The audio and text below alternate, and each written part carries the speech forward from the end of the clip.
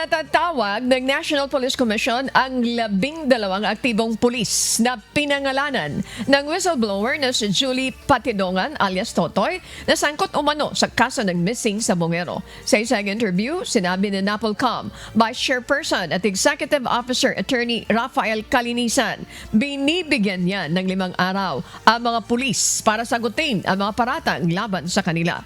Kapag nabiguan niya ang mga pulis na magsumite ng kanilang counter affidavit, nangangahulugang ito na isinusuko na nila ang kanilang karapatan na ipagtanggol ang kanilang sarili.